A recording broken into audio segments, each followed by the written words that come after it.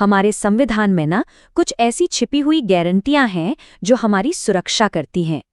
तो आज चलिए उन्हीं अधिकारों की दुनिया में चलते हैं।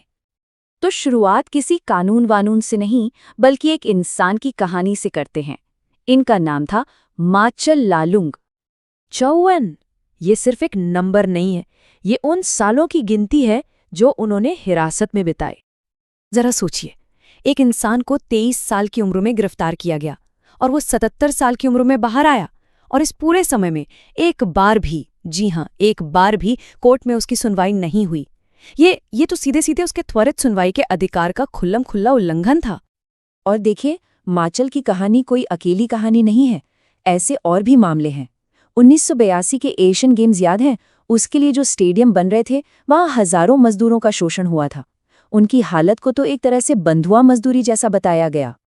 तो ये जो कहानियां हैं ना, ये एक बहुत ही बुनियादी लेकिन बहुत ज़रूरी सवाल खड़ा करती हैं। आखिर ये राइट्स, ये अधिकार इतने ज़रूरी हैं ही क्यों? मतलब जब किसी को गलत तरीके से पकड़ लिया जाए या किसी का शोषण हो, तो इसका हल क्या है? इसका सल्यूशन क्या है? जवाब एक बहुत ही दमदार आइडिया में छुपा है। और वो आइडिया है द बिल ऑफ राइट्स, यानी अधिकारों का घोषणा पत्र। देखिए, ज़्यादातर जो डेमोक्रेटिक देश है ना, वो अपने संविधान में अपने नागरिकों के अधिकारों की एक लिस्ट बनाते हैं, और इसी लिस्ट को कहते हैं बिल ऑफ राइट्स। इसका सीधा सा मतलब ये है कि सरकार भी अपनी मनमानी नहीं कर सकती, वो नागरिकों के अधिकारों के खिलाफ नहीं जा सकती। इसको समझने के लिए एक बड़ा मज़ेदार उदाहरण दिया गया है। सोचिए, ये बिल ऑफ राइट्स एक तरह का वारंटी कार्ड है। जैसे हम कोई टीवी या पंखा खरीदते हैं तो मिलता है ना, बस वैसे ही ये हर नागरिक के लिए एक गारंटी है। और पता है, ये कोई नया आइडिया नहीं था। भारत में तो 1928 में ही मोतीलाल नेहरू कमेटी ने इसकी मांग रख दी थी। तो जब आज़ादी के बाद संविधान बन रहा था, तब तो ये एक तरह से तय ही था कि इन अधिकारों को शामिल किया जाएगा और उन्हें प्रोटेक्ट भी किया जाएगा। यहाँ एक बात समझनी बहुत ज़रूरी है। ये जो मौलिक अधिकार हैं, यानी फंडामेंटल राइट्स, ये आम कानूनी अधिकारों से बहुत अलग और ज़्यादा पावरफुल हैं। क्यों? क्योंकि इनकी गारंटी कोई साधारण कानून नहीं, बल्कि खुद भारत का संविधान देता है। इन्हें बदलना भी बच्चों का खेल नहीं। तो सवाल ये है कि आखिर ये है कौन-कौन से मौलिक अधिकार? चलिए कुछ सबसे ज़रूरी अधिकारों पर एक नज़र डालते हैं। तो सबसे पहले आता है राइट टू इक्वालिटी, यानी समता का अधिकार। ये अधिकार सीधे सीधे भेदभाव पर चोट करता है। इसको एक उदाहरण से समझते हैं। सोचिए, एक दुकानदार है, वो अपने एक दोस्त को तो बढ़िया कांच के कप में चाय देता है, लेकिन अपने दलित दोस्त को मिट्टी के कुल्हड़ में। ये भेदभाव है और हमारा संविधान इसी के खिलाफ है। तो समता का अधिकार क्या कहता है? ये कहता है कि धर्म, जाति, लिंग या जन्म की जगह किसी भी आधार पर भेदभाव नहीं होगा। दुकान, होटल, कुएं, सड़कें सब सबके लिए हैं। और हाँ, छुआछूत या अस्पृश्यता को तो पूरी तरह से खत्म कर दिया गया है।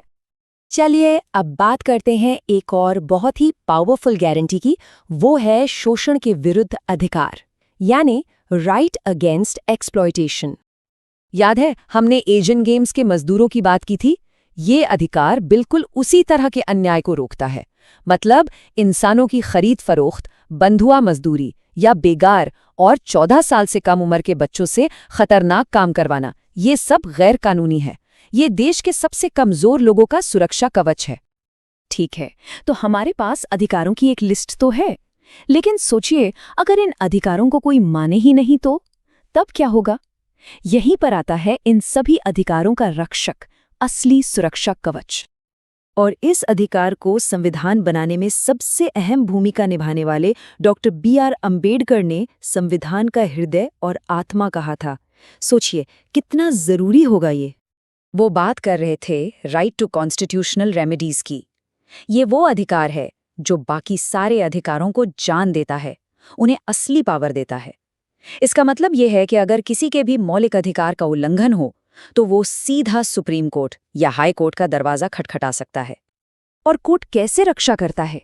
वो कुछ स्पेशल ऑर्डर्स जारी करता है जिन्हें रिट्स कहते हैं। जैसे बंदी प्रत्यक्षीकरण का मतलब है कि अगर किसी को गैरकानूनी तरीके से गिरफ्तार किया गया है तो कोर्ट उसे पेश करने का आदेश दे सकता है।